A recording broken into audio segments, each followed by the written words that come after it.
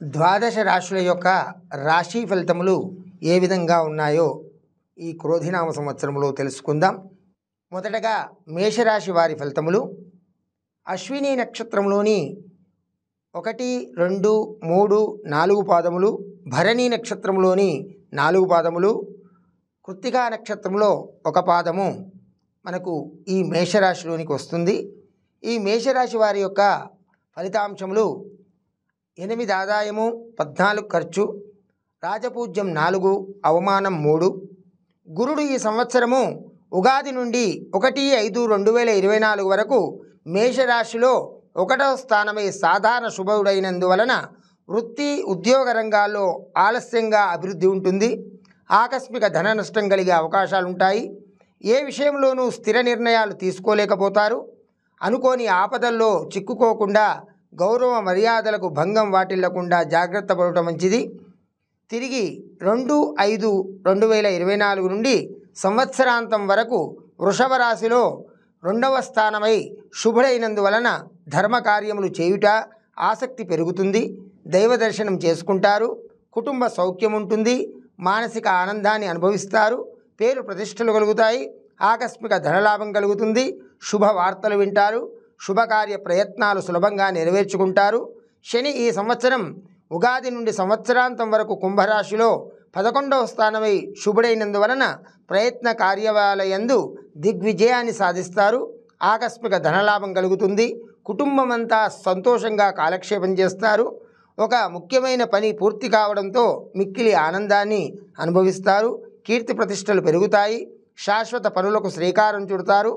రాహు ఈ సంవత్సరం ఉగాది నుండి సంవత్సరాంతం వరకు మీనరాశిలో 12వ స్థానమై అశుభుడైనందువలన ఆకస్మిక ధన నష్టం వల్ల కొంత జాగ్రత్త అవసరము. కొన్ని ముఖ్యమైన కార్యక్రమాలు వాయిదా వేసుకోవాల్సి వస్తుంది.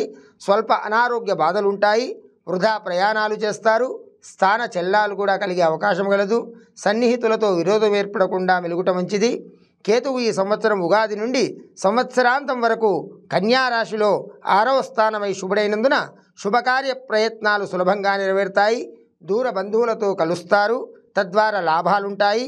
విదేశీయాన ప్రయత్నాలు సంపూర్ణంగా నెరవేర్చుకుంటారు. ఆకస్మిక ధనలాభం ఉంటుంది. అన్ని విషయాల్లో విజయాన్ని సాధిస్తారు.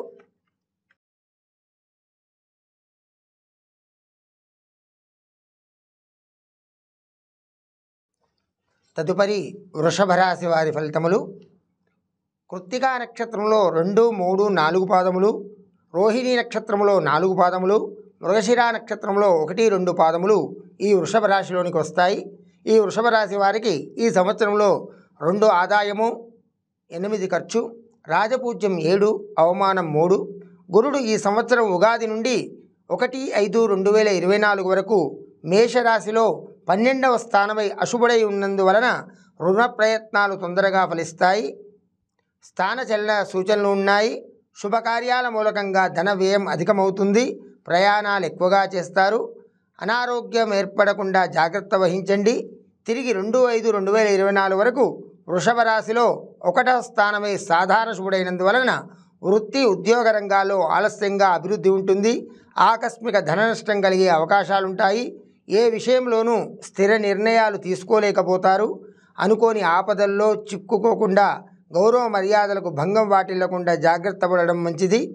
శని ఈ సంవత్సరం ఉగాది నుండి సంవత్సరాంతం వరకు కుంభరాశిలో 10వ స్థానమై సాధారణ శుభుడైనందువలన ఇతరులకు ఇబ్బందిని కలుగజేసే పనులను మానుకోవలసి వస్తుంది. వృత్తిలో ఇబ్బందులు అధిగమిస్తారు. మీరు చేసే ప్రతి పనిలో వ్యతిరేక ఫలితాలు కలగకుండా జాగ్రత్త వహించండి. నూతన కార్యాలు ప్రారంభించకుండా ఉంటే మంచిది. ధైర్య సాహసాలతో నూతన కార్యాలు ప్రారంభిస్తారు. రాహు ఈ సంవత్సరం ఉగాది నుండి సంవత్సరాంతం వరకు మీనరాశిలో 11వ స్థానమై శుభుడైనందువలన నూతన వస్త్రవాహన ఆభరణ లాభాలను పొందుతారు. ఆకస్మిక ధనలాభం ఉంటుంది. శుభవార్తలు వింటారు. శుభకార్య ప్రయత్నాలు సులభంగా నెరవేర్చుకుంటారు. బంధుమిత్రులతో కలిసి విందులు వినోదాల్లో పాల్గొంటారు.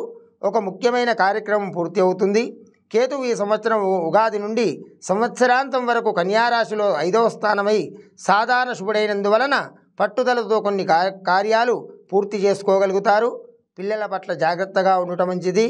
వృత్తిరీత్యా గౌరవ మర్యాదలు పొందుతారు. కుటుంబ పరిస్థితులు సంతృప్తికరంగా ఉంటాయి. మనోల్లాసాన్ని పొందగలుగుతారు. స్వల్ప అనారోగ్య బాధలు ఏర్పడతాయి.